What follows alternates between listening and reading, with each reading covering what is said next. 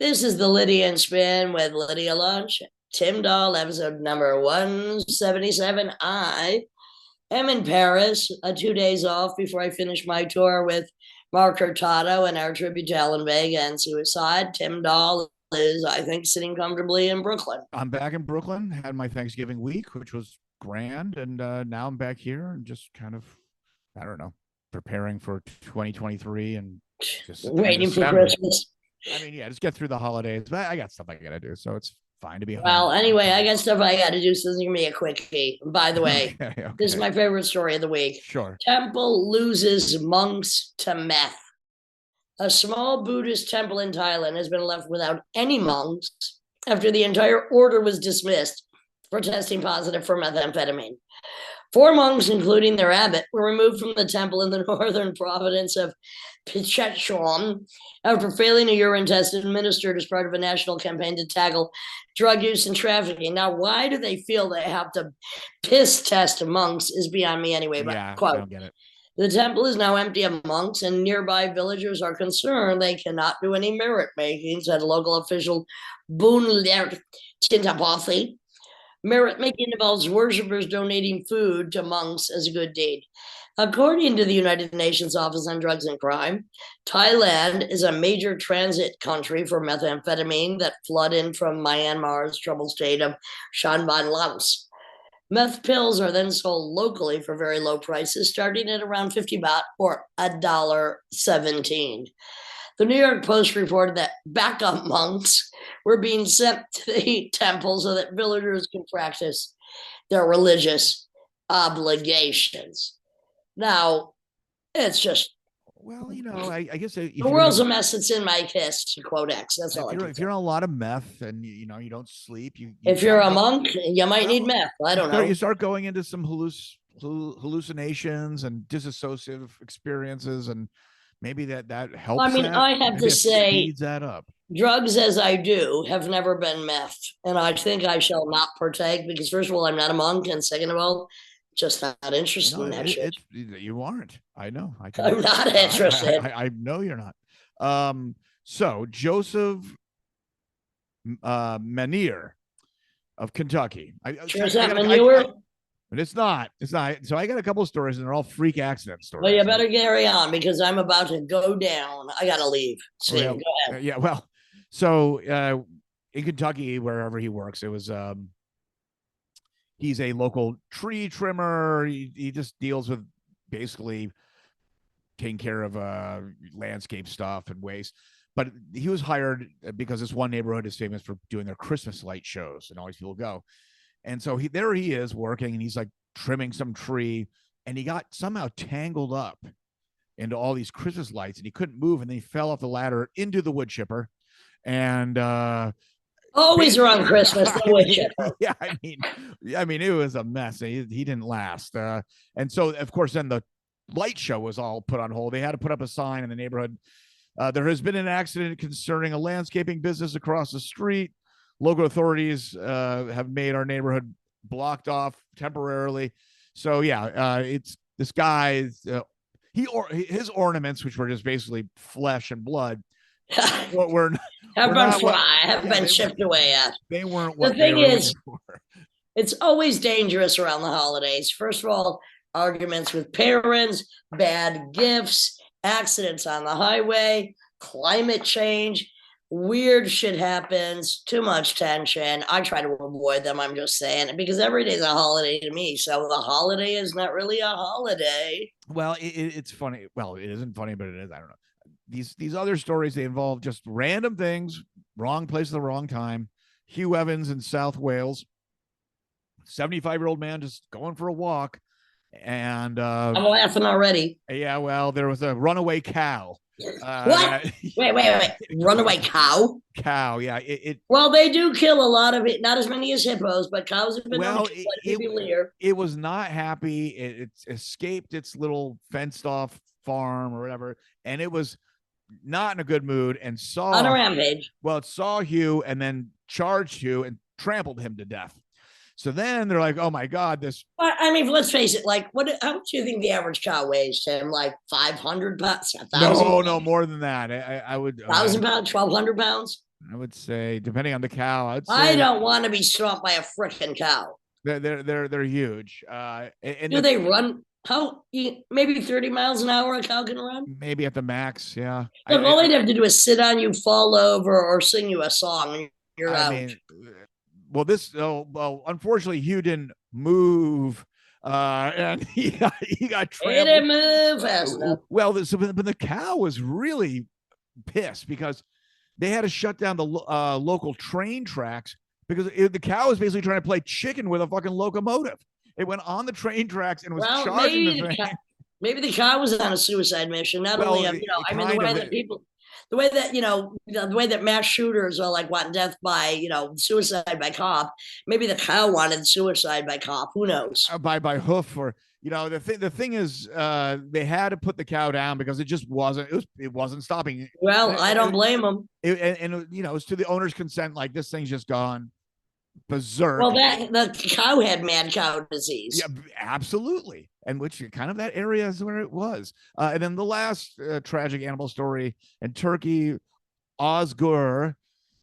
Ozgur? Yeah, well, it's a form of Oscar, but it's spelled in Turkish Ozgur. I like it. Ozgur. Yeah.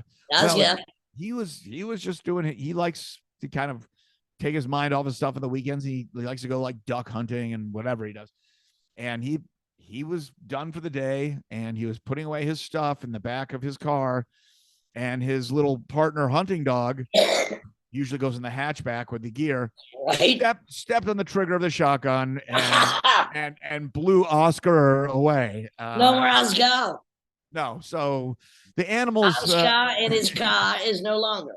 So those are my stories. They're just kind of freak, tragic holiday incidences. It happens. I must say, holidays can be tragic times for most people. First of all, they have to see if they have any parents that they talk to. They have to spend time with the fucking parents, which I don't understand why. Well, why would I? My parents are dead, fortunately. I don't spend time with their ghost. But I just think holidays are so overblown. There's so much expectation or tragedy, disappointment, heartbreak, bad presents. The pressure to buy shit, children that want things that are out of the parents' range, they should just be abolished. I think they're bullshit. And so, if a cow gets mad, if a dog accidentally steps on a trigger, if a monk's decide to do methamphetamine, and if I decide to say, the only Christmas lights I want are the balls of Republicans hanging from my trees, well lit. Well, merry fucking happy holiday to you. And I know we're still a month away, but however, all of the Christmas carols in the world suck. I don't care who sings them. I'd rather hear cocksucker blues because all the balls I want to see are going to be blue. And that's all I have to say to you, Timothy Seymour Dahl. Happy another fucking month till Christmas is over. Well, I'll see this you in in the Lydia and Spin, week. episode number 177. Lydia Lunch Dahl, our special guest. Steve McDonald, Redd Kross, Melvins, Sparks, etc. And whether or not I did try to chicken hawk him when I was only a few years younger than him, he's still younger than me, and there still is time. Yeah.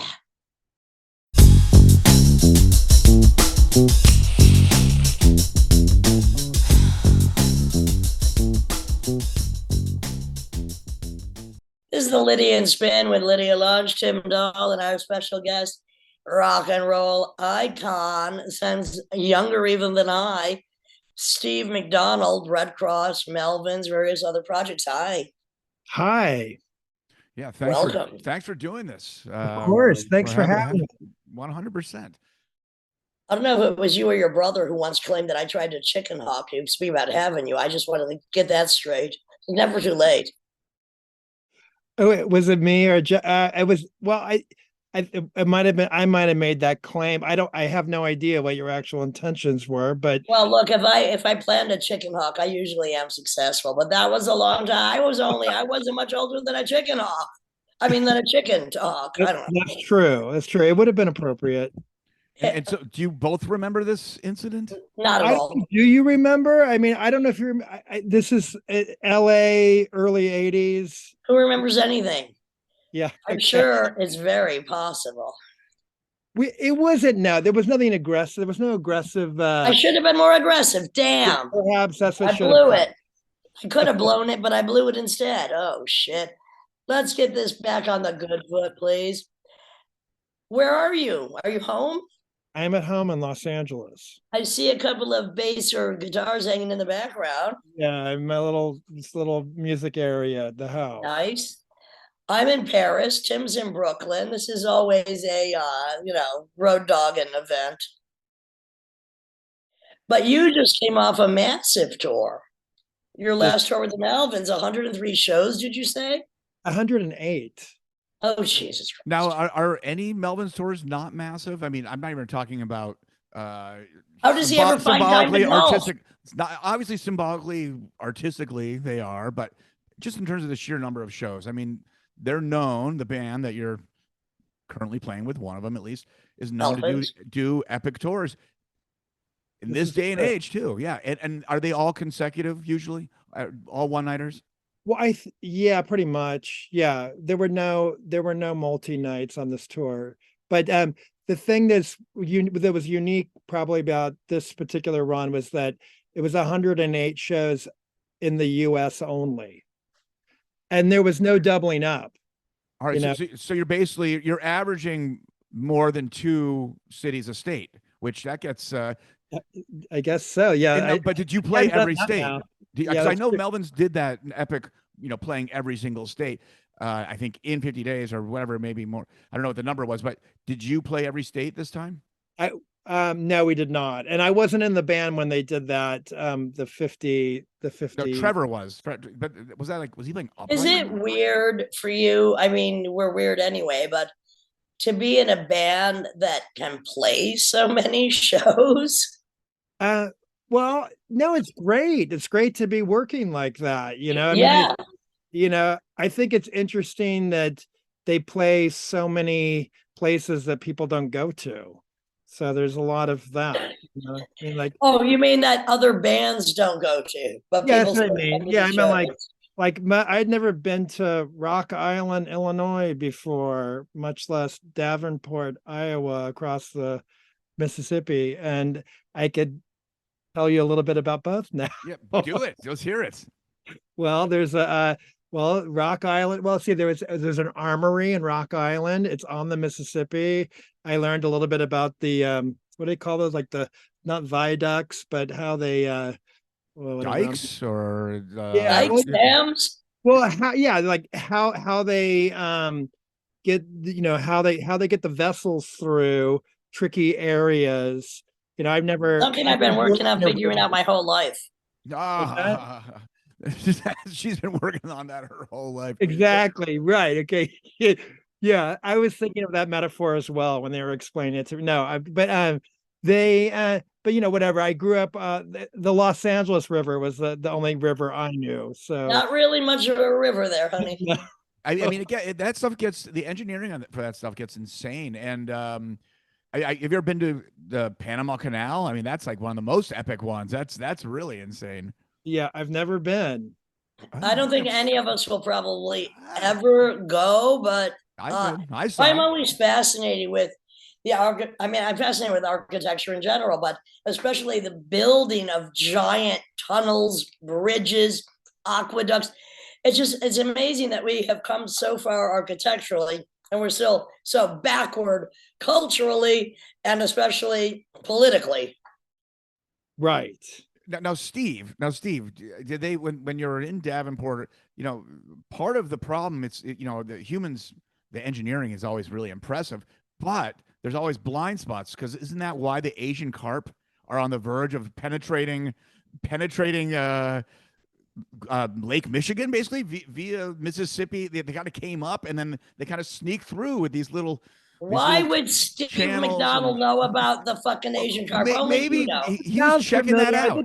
I've learned that on some podcast once or something or other, but you've lost me a little bit. You'd have to fill me in on that knowledge gap. Well, that's why we have Tim around. Tim knows everything. That's why we have him here. Well, but I'm just wondering, did you just kind of check it out with your eyes, or was there a tour guide said, "Well, this is how this works," and the engineering? Oh no, I usually will go on like a walkabout after dinner. I have like as a bass player, I just all I have to do is my one job. So I get the freedom to, you know, go check things out a little bit and I take advantage of that. And I don't know. I just kind of found myself cruising around with, headphones and I'll be like, whereas when I was younger, I probably wouldn't talk to strangers as much. Nowadays, I'll ask like, what is that? What's going on with that? And Well, now you're lucky if strangers talk to you. yeah. What was that about strangers? Lucky if they're talking to you. Yeah. Now, with 108 shows on Yeah. one tour, what is the size of the variance in the size of the audience? Like, what is the largest show and what are the smallest shows that Melvins, those freaks of nature and rock, who love to tour? I wish I could have 108 shows in one tour, but I maybe not. What is the smallest and the largest show? What is the juxtaposition of size in that continuum? Well, first to clarify that it wasn't in one run. We did 3 legs. Okay. So 3 tours. So there was a month in between each leg. Okay. It's always good to have 3 legs to stand on. Yes, it's true. Yeah, you need a backup. And the first leg was supporting ministry. And so we were playing in theaters. Supporting Al Jorgensen. Yeah, we were supporting Al Jorgensen, who I've never. Excuse me. What was that? I had never met the gentleman before. I did. That was new. Oh wait, he's a gentleman now. Well, he was really nice to us. I mean, we didn't see him that much, but he was friendly, and actually, it was a really good scene because the band, their whole crew and everyone was really helpful with us, and very nice. There was no star trips. So maybe I don't know what Al was like a while ago.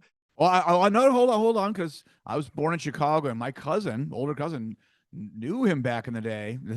I don't want to throw him under the bus or anything, but I do. Back in Illinois, when late 70s, early 80s, it was like the last year where you could be 18 years old and go into a bar, and legally, you could in Chicago you could go in at 14, but it doesn't really matter legally. And the word was to pick up girls. Al used to have a fake British accent in his new wave, ambitious years, and that was how he was rolling. So that's. I have a really good piece of gossip about that motherfucker, but I don't think I'm going to drop it right now. Anyway, supporting ministry, interesting. But again, back to the 3-legged tour, yeah, or should I say the tour in 3 legs? What is? I just want to know the minimum size and maximum size of the audience. I'm curious. Well, Melvins, I mean, they're just surprised. Like even in the smallest towns, there's always 150 people at least, and then which is good. I mean, look, doing rock for as long or short as anybody, 150 people to 1,000. I don't want any more. As a matter of fact, I like it less. I like it 150, not much more. That's doable. Sure. Well, I mean, I mean, you probably have more eyes on you than I do, so there's it's more concentrated for you. Like I got eyes on my thighs, baby, but then again, I show them off, so that's all I'm saying.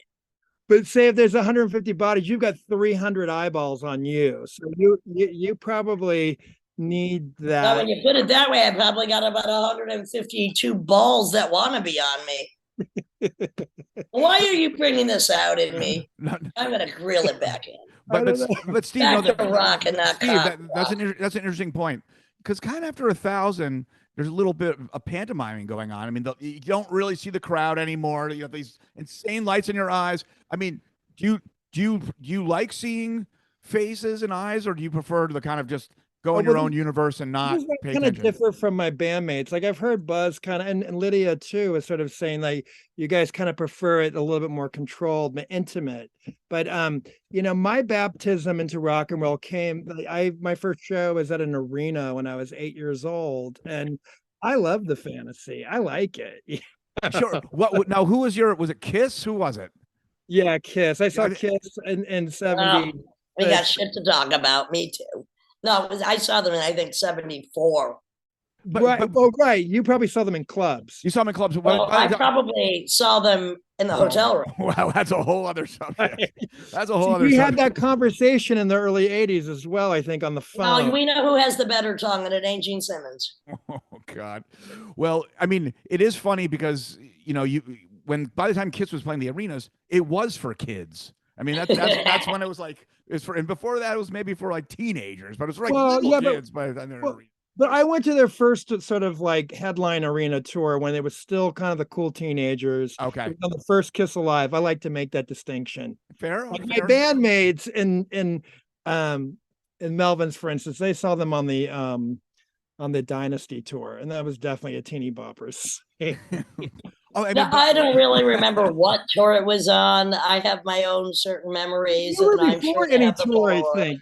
I mean, they were probably playing with the New York Dolls when you saw them, right? Like I wish, no, they weren't, but it was something not much different. You're right. So there we go. But look, I mean, you even younger than I, strangely enough, we just had to get up there and start fucking doing it.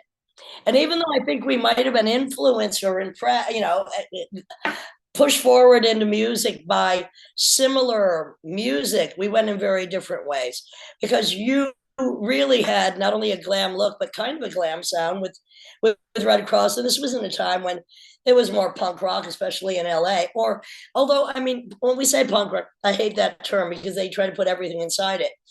And LA's punk rock scene was very diverse musically anyway. In New York, we had the no wave. You had it wasn't even, I mean, there was punk rock, but it was so broad, the definition of what was going on in LA. That's true. That's true. And well, yeah, I mean, because I came up sort of like the Danger House records scene. That's the music that first got me into going to clubs and getting into which bands? Music. Well, the first time I went to a show and at a night, well, my first concert was Kiss at the Forum.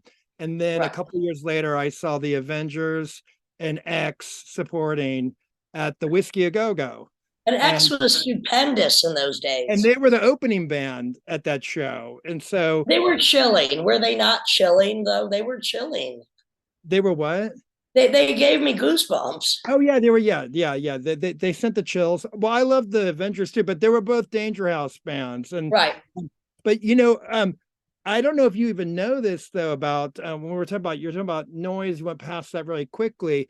So like, Teenage Jesus was actually a big influence for Redd Kross. And I had no idea. Tell. Yeah, oh no, it's true. My brother and I, we were just talking about this a moment ago. He was just here. And I don't know if you know this. I would have told you this years ago. That's probably how our conversation started years ago that you don't remember. But we used to cover Orphans in our live set, like in 1980. Did you do a good job? What's that? Did you do a good job?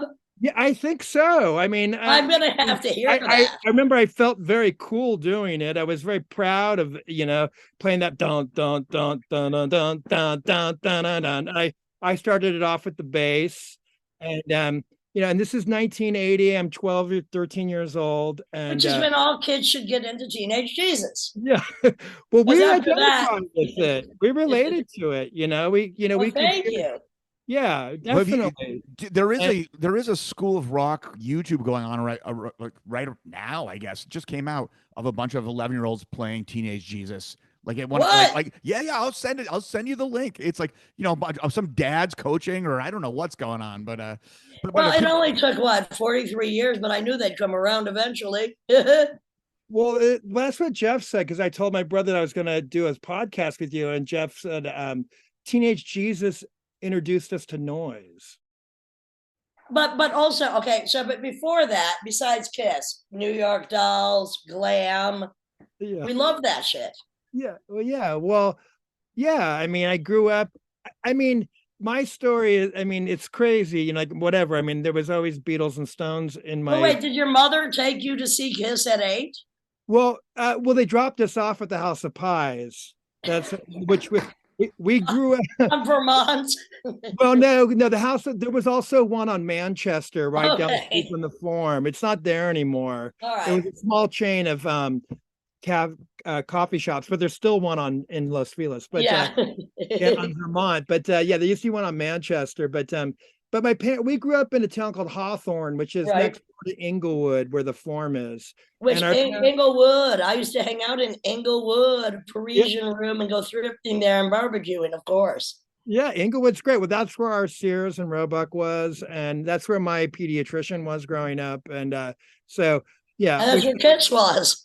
I spent a lot of time in Inglewood. Yeah, but so the Forum, my parents would go to a lot of Lakers games there, and also that's where the Barnum and Bailey Circus would come annually. So like they were very, used to the Forum. Comfortable with you going there. Yeah, it seemed not. Yeah, they were okay with it. Although it was a very different clientele at the Kiss concert, and with Montrose opening. Oh, okay. Oh yeah. So how old were you and Hold how old your were your head brother? high. How old were you and your brother when your parents let you just drop the two of you off at the Forum? Well, we had neighbor friends that were like, okay. so we probably the oldest person might about 14 or 15. Yeah, I mean, we have such a similar thing that they're the same. My father would drop me up at the concerts, 13, 14, pick me up at 2 a.m.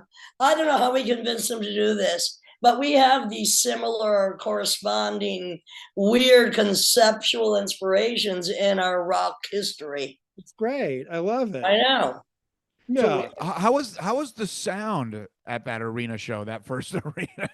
It was probably just like, muddy and crazy. I don't know. But at 8, you're not discerning. Yeah.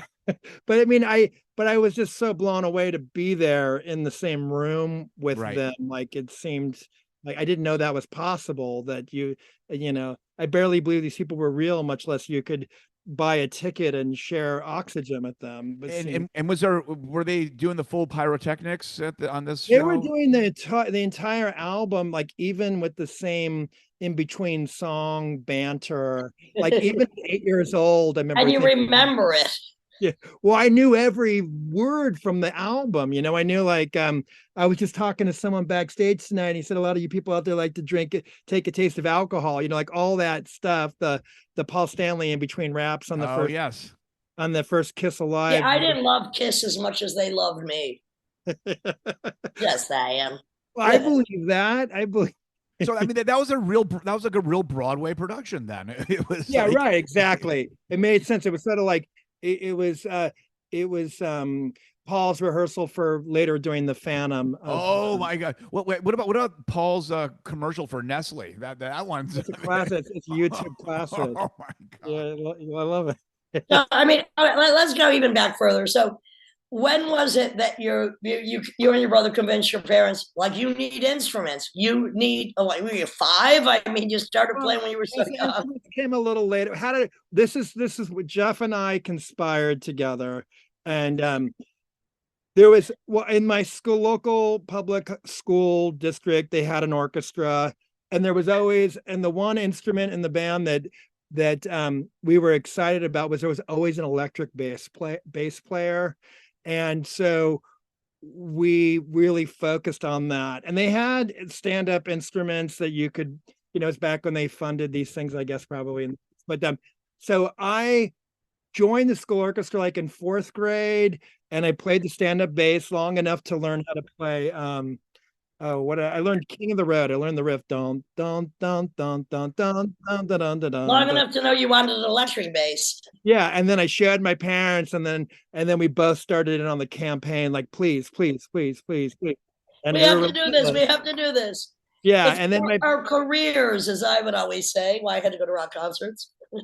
Yeah, we probably did, and then and they eventually relented, and then they bought me this. Actually, I still have it. Oh, cool. Let's see it.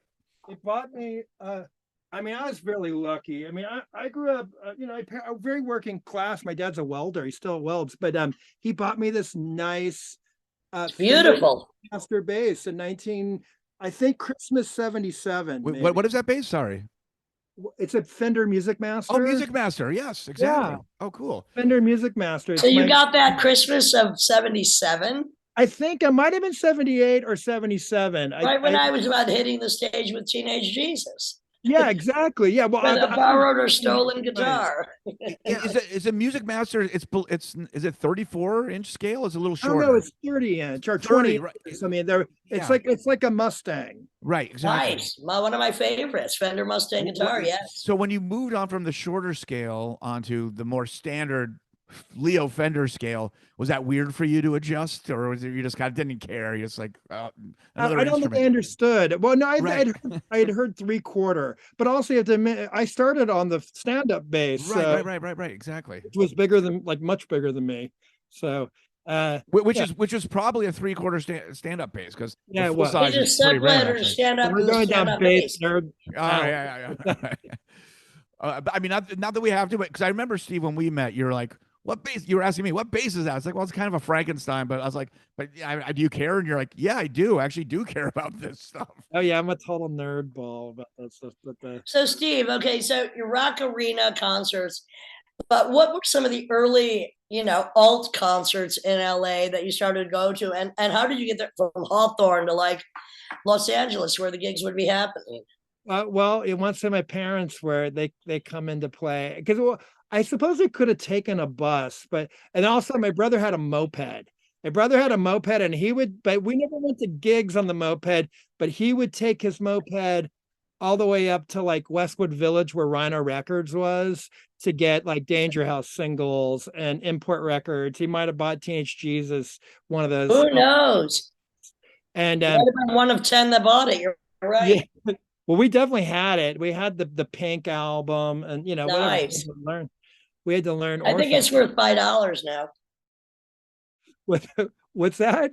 I think it's worth $5 now. Oh no, I'd imagine that's a Discogs. Alexa's item, baby. Vinyls, that doesn't matter what it is more than $5 these days. Doesn't matter. I'm just saying. So, Original pressing. what were some of the early shows in LA of alt music that kicked off, the Redd Kross phenomena? And by the way, we just had Stuart Sweezy on, and seeing that episode of Redd Kross almost not making the desert show was classic. The Desolation Center. Yeah. So right. Classic. That was really cool. Gila Monster Jamboree. Yeah. So amazing. That's very cool. We went to also, well, it was basically that first, that X and Avengers show is when we met people. Because I thought that, once again, I was 11 at the time, and I thought that punk rockers were going to sniff us out as like suburban surfer hippies. They loved you. Well, I thought they were going to hold us down on the ground and cut our hair at the end. You kind of wanted that because you had this fantasy of what these guys might be, right? Well, it was really they're loving. Intimidated, Okay. I mean, we loved the music, but we were afraid of the scene because all we had seen so far was like small pieces on TV of like Sue Catwoman and the English scene and people with the safety pins to their cheek and that just kind of was the media hype about punk rock at the time. And what we found instead were really people that thought we were funny and interested in us and thought it was really cool that this 11-year-old and 14-year-old convinced their parents to drive them to the whiskey, and we're waiting at the Arco station across the street in their 69 Toyota Corona for us to get out of the early show. Would you go to Rodney's Disco, or were you just, nobody was really too young for that, but at 11, you might have been a little young for Rodney's Disco. Well, Rodney's Disco was kind of done by then, but we definitely, so we missed Rodney. So it was July 78 was the You're first. You're really lucky that you missed Kim Fowl, Chicken Hawking you. Well, I don't think I could have had been the runaways from Kim Fowley. Yeah, see, I don't think Fowley necessarily would, dug my equipment, luckily for me. Boys, not girls, yeah. Luckily for me, but we did intersect with Fowley eventually because we would, later on, flashing forward, we covered Runaways songs. So, What did you cover? Cherry Bomb? Well, no, we were doing things like, Neon Angels on the Road to Ruin, or, but we do Cherry Bomb too. But I remember we'd always get a call from him the next day at our parents' house, and he would say, "I heard you played Neon Angels. I have 3 other songs just like it, but better." So he was just trying to pitch his shit. He wasn't like, "Hey, you're not allowed to play this shit." Oh my god. Yeah, he was. Yeah, he once sent Jeff a a manuscript for a rock opera he had written called Roommates. Does he still have a copy of that? It's like one of Jeff's like biggest regrets. He can't find the Oh, manuscript. I want to know So, that. all right, 11 and 14, hanging out, not getting a Chelsea smile from the non-English punks, thank the goddess. Who were some of your early friends on the scene right when you're starting then Redd Kross? Or who was some of your early supporters that were doing music already? Well, so at that point, we didn't know anyone yet, and then we met some people at the whiskey, and they were nice to us. They were, mostly like they were like art, like kids that kind of like the glitter scene had kind of faded, and they were which we loved, art students or something, Cal art students or something, right? And they thought we were a funny novelty, a curiosity, and they were nice to us. And then Jeff was taking pictures of bands, and he was developing pictures in his Photoshop class in high school at Hawthorne High. And he discovered, and it's weird because Hawthorne High was 15 miles from Hollywood, and it was just like Fast Times at Ridgemont High at this point. It was like feathered hair. It was just Journey and later Sabbath at that point, or say, whatever, 79 Sabbath or whatever. Horrible.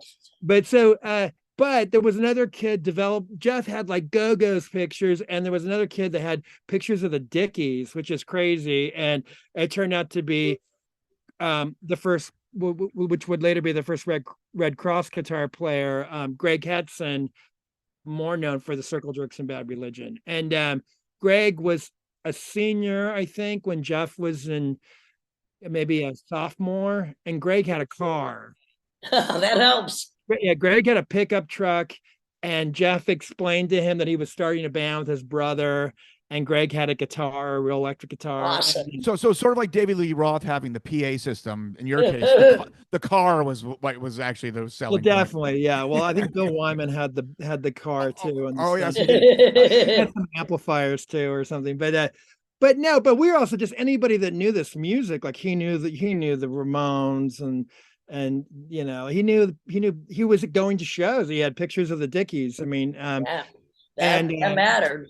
A band I love. In fact, the Dickies, I remember I brought when I was in 6th grade on rainy days in school in LA, public schools. We wouldn't have snow days. Well, we would actually have smog days sometimes. Absolutely. Look, I lived in LA in 79, 80. I'd have a headache every day till 2 p.m. from the smog. So for whatever reason, I have an almanac in the bathroom because I just want to learn something a day. You just open up one page, you learn a bunch of shit. While you're shitting, you learn a bunch of shit. There you go. In 1980 in Los Angeles, it was like 206 days where the air quality was above the EPA, well, it's considered healthy. Now they've improved it considerably. Now it's about 20 a year, but it was 206 a year back then. Till 2 p.m., I would have headaches every day when I first lived in LA in that period. Small. Yeah. The sky was brown. That's my memory of my childhood. The sky was brown. All the skies are brown, not the leaves, the sky as well. Yes. Yeah. The whole thing was brown on the ground, brown up above. And well, I guess cars that leaded fuel, and there were a lot. It's much better now. It has improved. Yeah, the rest of the world falters. But you were going with a story about this. You said, now you guys have snow days, we had smog days, and you had something. I was also just talking about rain days, like when it was raining and we wouldn't go outside for lunch. We would be inside, and sometimes the teacher would let us like bring in records to, and this is the era. So it's 78, like kids were bringing in, the more advanced kids were bringing in the Saturday Night Fever soundtrack. And yeah, right. And I brought in the first, so 6th grade for me, I brought in the first Dickies EP, the 10-inch Dickie with You're So Hideous and You Drive Me Ape, Your Big Gorilla. And did you get an A or a Z for that class? Yeah, people were just kind of freaked out. It was like as if I had had an episode, or I had brought in, some pornography or something. It was made everyone felt very awkward, I think. Hey, there's nothing better than musical pornography, except for maybe, well, private pornography. I'm not sure. Yeah. So how old were you when you first went on the road? Like really like out of town? Well, out of town, we would go to San Francisco. We have like, weekend trips to SF.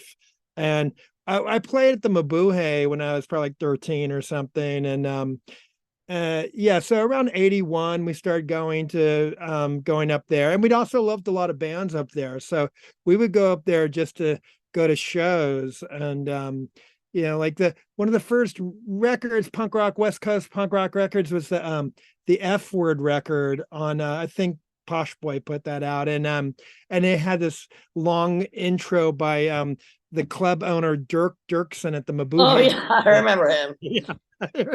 You probably remember him. And I do. yeah, and he was roasting the band before they got on stage and making fun of them. And at any rate, so like that was iconic to me, that the Mabuhay Gardens. And I think I may be wrong, but I think it was at the Mabuhay Gardens when Eight Eyed Spy might have opened for Fear. Somebody got stabbed in the head. All I remember is I was stamping on people's hands that were on the stage. That's all I recall. I don't know. Oh yeah, well that could have been at the on Broadway upstairs, maybe. Could have been that. Yeah, could have been on the on Broadway. I don't remember. That's one for the history books. The misery books. Whoever got stabbed in the head wasn't too happy, I'm sure. Yeah, I didn't do it. Not that time. But San Francisco was really fun for us, because it was like it was like a real city, as it were. LA is just one big suburban sprawl. San Francisco is this concentrated urban environment with like a subway system, and you could make your way by foot from one side of town to the other. And there were happening things. I remember I saw we went to the Erg, the Music War film. They were doing concerts in LA and San Francisco, and we saw Para Ubu and Magazine. Oh, Magazine, absolute. I gotta get my battery. I'll be right back. And did you see who was it? Mexican Radio. God, my brain. Yeah, Wall of Voodoo. Wall of Voodoo was in that. Yes. Well, exactly. but that movie is comprised of many different concerts. Right. So, but I think I've since seen a flyer that have the Dead Boys on the bill at that show, and I don't know if they actually played, or I don't know, because it was. Well, I definitely saw the Dead Boys, but I don't remember seeing them that early. It's like I saw them like when they reunited later. But any rate, but I remember seeing Magazine. It was their original lineup, and which is post-punk classic, I guess. Were you talking about the Dead Boys in my absence? Well, the Dead Boys I recently saw a flyer for that Magazine Para Ubu show that I went to. And supposedly the Dead Boys were on the bill for that show, but I don't know if they actually played or not. Doesn't sound right. Yeah. I would have remembered that. I was definitely a fan. I got the second Dead Boys album for Christmas in 1978. Well, it always amazes me that I met Stiv Bators before he was Stiv Bators, before either of us lived in New York. We met on St. Mark's Place. He was wearing an Iggy Pop t-shirt. I said, "Who are you?" And we were pen pals from Cleveland and Rochester before either of us had bands. What? So did Stiv really hand Iggy the jar of peanut butter, and was that something I don't know? I have no idea about that, but all I know is that freaking weird. Right? Yeah. Sure. Well, that's so I must have been 13. It must have been the first time I ran away that we met, because we were pen pals when actually you wrote letters to people. Oh, that's great. Yeah, you guys, you pen pals. Talking about the devious, horrible sexual things we would do to other people then. Oops. Yeah, true. I mean, what have you saved any of that correspondence, those letters? Oh, honey, I wish. Nope, haven't. So was there ever a point where Redd Kross, now you guys are about to make another record. Is there ever a point where you guys are like, should we end this band, or is it just, And also follow-up is, what's the difference with the new album? What's the difference between the new album? Well, I mean, yeah, what's the progression? Is there a new You know, is it the Yeah. same? Is it carrying on? Is it a new vibe? Is it, we going somewhere else? Where you It's in the very early formative stage right now. We're just getting together and we're just enjoying each other's company. And So how I long don't has that know. been how long has Redd Kross been on hiatus for? Well, we're not on hiatus now. Like we did go on hiatus. So to answer your question, there was, I did have a moment where I had to rethink it all, but that was years ago. So like Right. Okay. around 97, 98, around the time I was turning 30, 31. See, that was one of the problems with starting so ridiculously early because by the time I turned 30, I had been doing it for basically 20 years. And so when most people are just kind of getting in their stride, maybe I was having more of like a midlife crisis at 30. 30, of course, yeah. And I was That is real. That is really kind of the true midlife. yeah, No, well, 38, 38. Considering how technical. young a lot of musicians die. yeah, Not well, us, though. maybe say inhaled so much, leaded gasoline, Well, smog. and not to mention whatever else, but however. Well, 30 is maybe elderly for rock stars. For the good I ones. made it past 27. Yes, you made it past 27. Hello. No, but so you're 30 and you're like, what do I do? And so then how'd you Well, I move just on said from there? around 31, I started thinking like, wait, I made a lot of life choices at 11. And then I thought maybe I'm literally at 11. And I thought, well, like I started working professionally. And um, and then I decided to try some other things out, but it was all music oriented. Like I went to school, but I studied music and I've produced people and then I've also worked at record labels and whatever. I've always stayed You got to in. mix it up. You got to mix it up. After this long in the biz, I, baby, I diversified. we're musical schizophrenics. We got to mix it up. Yeah, and then I tried, writing a little bit here and there for some publications, things like that. And then, Wait, hold on. Any spoken word in the future? no, I never. Well, maybe I would love Oh, that. wait, say that again. Maybe. Well, I mean, I've never been that. I've never felt that confident with I'm a great confidence booster. Just ask anybody I've worked with. You've got the stories to tell. I might have the shows to book. Yeah, okay, got it. Okay, I see. Okay, well, I'm talking about maybe March in LA doing a series of salons. I'm afraid, Mr. McDonald, I will be enticing you into that. Wow. Okay. Well, okay. Prepare, start working on it. You planted a seed. Well, I mean, I do spoken word workshops. We can have a private spoken word workshop. You'll be ready in no time. Okay. Yes, that's probably. This is a warm up. Nice dare. That's a nice challenge. I like that. It's a warm up. So you do this you're diversifying and you're doing this thing, but then you're like, did you have this moment like, wait a second, but this is who I really am? And then you kind of went back into the full tour band vibe or something. I mean, I don't know if there was a particular epiphany moment, but we just started getting offers, and then my brother and I, we just because also we're siblings, so there's that complication of quarreling siblings, but we always stayed really close, even when we weren't playing together. Our wives both have always been very close as well, and they're both musicians, and so they would work together. And we've always lived 5 minutes from each other. But then eventually we started getting offers, and he had a hankering to play again. And I play in Melvins. I'd also played in other people. Like I played in Sparks for 5 years. Whoa! Yeah, it's true. From like 2000. How is that how old were you when you started listening to Sparks? 12, 13? Well, I feel I'm a little embarrassed. I wasn't so hip to Sparks until a little bit later. So I love those 70s records, this yeah, kind of course. Stuff. But I didn't hit them. They didn't find me on their first time around. So, and then Sparks became this big 80s new wave band in Los Angeles. And that wasn't really my flavor at the time, But I later have rediscovered those records. I actually really, there are great songs on those records. But would your favorite be Whippings and Apologies? I'm just asking. Is that my favorite? I love that one. Well, I played that one live because I got to do when they did this incredible run of shows in London in 2008, maybe, where they did every album they had at that point in consecutive nights How amazing. at the Oh my same God. So venue. come on to my house, etc. So you played Yeah, all of them. You they played did everything. all of them, and then on the last night they were debuting their newest album at the time, which was called Exotic Creatures of the Deep. But it was just crazy because I mean, I would imagine you'd have respect for this. I mean, if not, their music is complicated to remember, but Russell he remembered 23 albums of lyrics, and he did it without a teleprompter. Well, I mean, I respect that because I can't remember any of my own lyrics, which is why I have notes. Because, like a non-classical musician, why should I?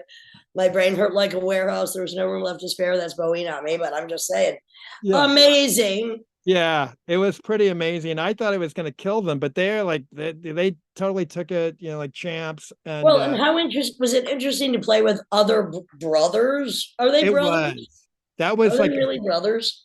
yeah, they are truly brothers. They are the male brothers, and yeah, it was really interesting to see their dynamic. It was actually helpful for me and inspiring for me. And when we played our first show back together in 2006. So there was like about Redd Kross now? Yeah, so Redd Kross, so 1997 to 2006, we didn't play any shows. And then we did a show, Allison Anders, the filmmaker, Right. Allison and Tiffany invited us to perform at a music and movie festival they used to do. What was her big film again? Well, she did, Gas, Food, and Lodging was the sort of the first Right. one, but Grace of My Heart, which was sort of Right. like sort of the Carole King story. And there's quite a few. There's She was always on the scene though of music in LA. yeah, definitely. But she Vim Vendors mentored her when she was a teenager, and she was a single mom, like Yeah. you know Very cool filmmaker. yeah, she's amazing. I love Allison, but her and Tiffany, her daughter, they asked us if we would consider playing their festival Don't Knock the Rock.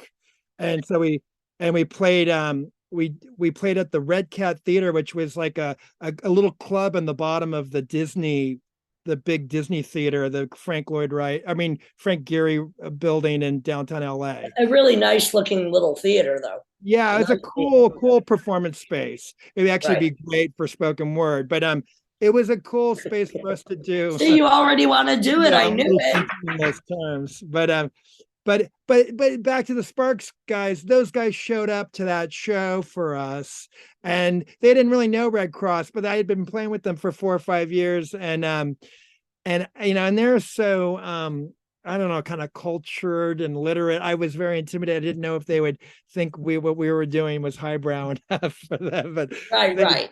They dug it. And I mean, those guys, their rock stories are amazing. They saw Jimi Hendrix at the Shrine Auditorium. They saw the Seeds and the Kinks or whatever together. They saw amazing concerts when they were teenagers. And well, I mean, and because you've been doing, you can't not do music because it's so embedded in your blood, your psyche, your being, and starting at such an early age, it still has to be somewhat like there has to be a wow factor when like suddenly you're playing with Sparks. Suddenly you're playing, I mean, not so suddenly with the Melvins, but this is what you were meant to do. Well, thank you for saying that, Lydia. I mean, right? I do have my moments. You can't help it. That crisis I had at 31, that identity crisis, that midlife crisis, whatever, that's pretty far behind now, Right. I mean, there are times when it's a struggle because now I'm a dad and I have a 13-year-old and it's hard to be on the road. Wait, 13-year-old, what kind of shit are they into? Yeah. Are they rebellious by being straight? I mean, or are they weird like you? It is really weird to because I thought that I would think that I get a free pass. I've been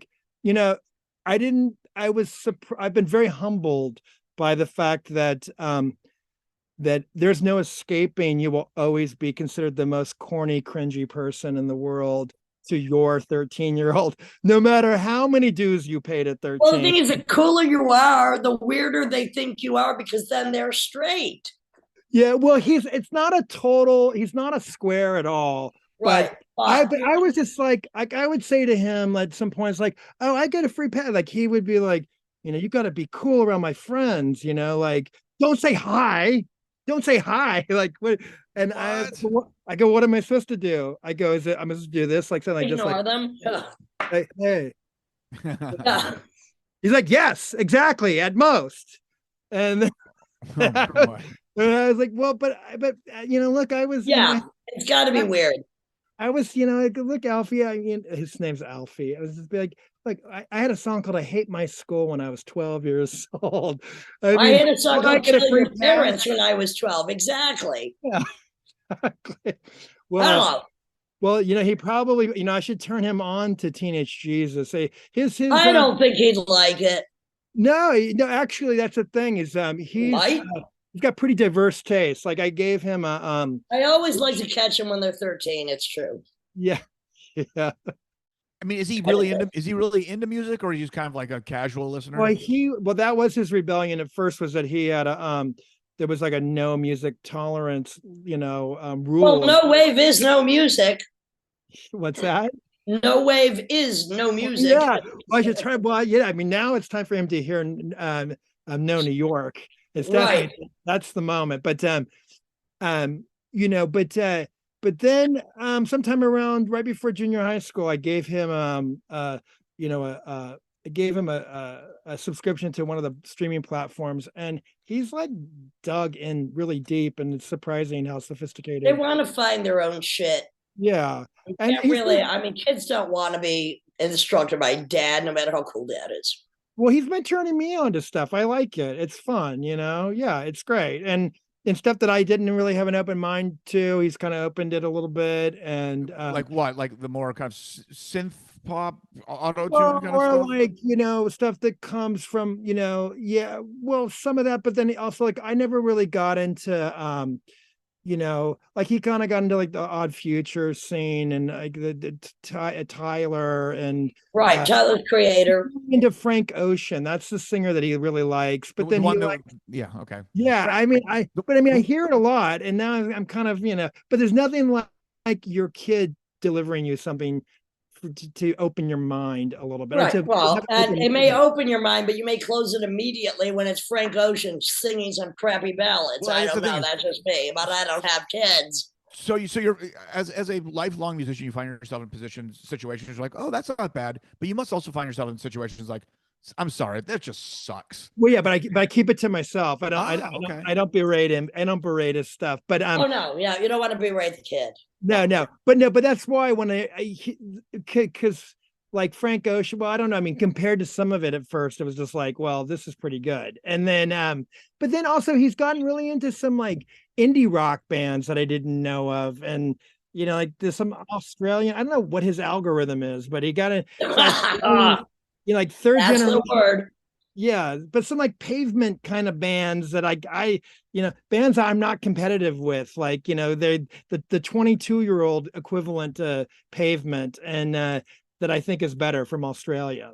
All right, so Steve, question: other than spoken word, which we are going to tackle together, because I've put a lot of people up on the spoken word stage for the first time. Sometimes they regretted it and never gone back. Vince Gallo, etc. Others for the first time. I don't need to name names.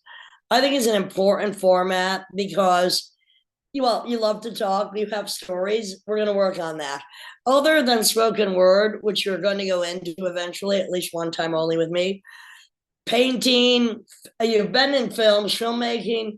What more? Is there, something waiting over the horizon, or is it just rock, rock, rock, rock, rock, rock, rock? Yeah. Wow. Well, yeah.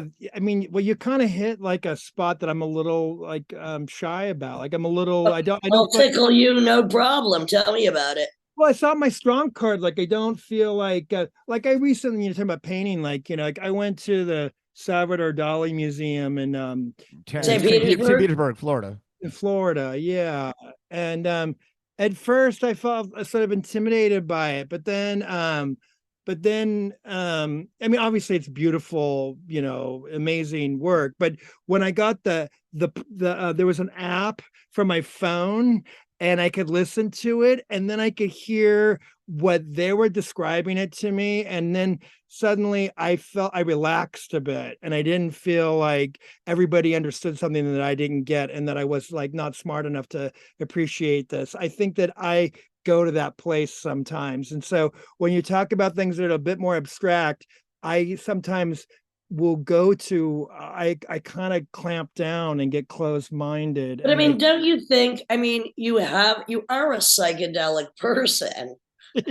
Even though I don't know how many psychedelics you've done, if maybe not enough, we can talk about that at a future date also. It's been a while. I took a lot of informative years, but it's been a long time. Well, I mean, and maybe you need to revisit that just to be Better more with age. I always say it's comfortable in better the with age. psychedelic experience of life as we should know it, which should be more abstract. Yeah, maybe so. Maybe maybe I need to unlock some keys. Why back to my 30s and my identity crisis. I tried some mushrooms. I think I did sort of a heroic dose on accident in my middle 30s during a very stressed time in my life when I was like, Did it help or hurt? What's that?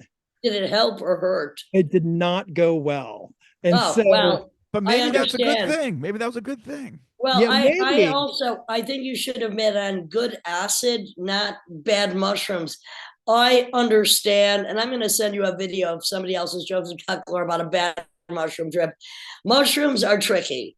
LSD, when they made it, was a lot safer, I think, because we are psychedelic anyway. Yeah. Maybe not so organic, if that makes any sense. Yeah, well, yeah, we are psyched but not so organic. But well, yeah, I'm not sure why. I mean, it was also just a weird time. Like I thought I was going to be celebrating that night, and I was finishing some project. We were in a recording studio, but it was kind of an identity crisis. Like it was this project that was like it was a little bit of I found myself that same day, like talking to a manager trying to get Glenn Danzig to like do something on this track. It was like, it wasn't. You should have been talking to a mannequin, getting a mannequin to talk to do something on the track. I don't know. It was a really weird, inauthentic moment for me. And I remember, and the person that gave me the mushrooms, he said to me, he said, yeah, mushrooms, I find them to be very emotional. Like, they are. I find them the same way. Now, I remember thinking, they may like, have a different experience because he's a master mushroom mind, but I find them a bit too emotional. We won't go there again. That was enough. It depends on the situation. Speaking of mushrooms, maybe your calling is something culinary. Maybe cooking could be your new Well, avenue. I mean, maybe you should watch the Netflix documentary, The Fabulous Fungi, which is a very different aesthetic altogether and very important anyway. You can check that out. That's not mushrooms, but that's about like eating. Like that's all kinds No, of. it's about mushrooms, Everything. but it's about the whole world of fungi, fungus, mushroom spores, not magical only, not psychedelic. That every step we take, basically, we're breathing hundreds of spores of mushrooms. Plus, true aliens. The largest So maybe living. you and the aliens were from two different planets. The alien mushrooms. You know about this? We have a lot to talk about, and I can't wait to get you to the spoken word stage. Oh, yes. Private spoken word workshop. Look, when I started doing spoken word, 10-minute maximum, anybody can handle that. Right. Okay. All well, right, we're going to do it. Yeah. Now you played Orphans. That was only 2.5 minutes. You can get away with that. You can get away with 10 minutes of spoken word on stage. Yeah. Well, Steve, that wasn't a question about what maybe you might branch off to now later in life. Right. It was basically it's been decided for you. That's what you're going to do. It seems like. I guess spoken word. I guess Lydia seems like she's. Well, at least one time. At least one time. You might like it. I know. I love this idea of challenge. Because I will say it scares the shit out of me. And look, as a father, if nothing else, I'll hold your hand all the way to the stage. I have to challenge myself. If it scares me, then I have to try it. And the thing is, you could do anything in spoken word. It could be your own. It could be somebody else's. I'll give you a piece to read. I don't care. It's just presenting word in its naked beauty, which is important, which is why we talk, which is why we have the Lydian fucking spin, because the word is important. And so is me.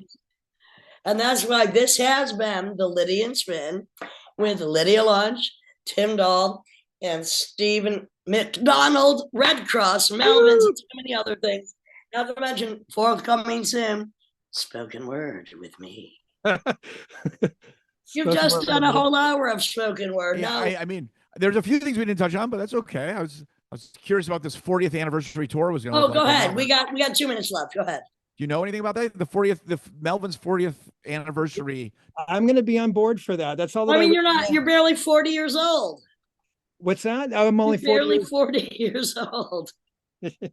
Well, yes, and I'm going to be there, and I'm going to be celebrating that the Melvins have been doing their music for 40 years. You don't golf, do you? What's that? You don't golf, do you? Oh, no, I don't. The only thing I hold against Buzz is his golf club. Yeah. His golf club, his balls come between me and him. I love the Melvins. So how real quickly, how long is this tour projected to be? 40 years? I mean, yeah. I'm sure there's going to be at least 108 shows. There's no way they're going to let 2022 outshine 2023. They're, I say 40 years or nothing. What about it? Yeah. Call me in the morning. 40 shows, one for each year that they've been doing. How about 40 shows in one day and just get it over with?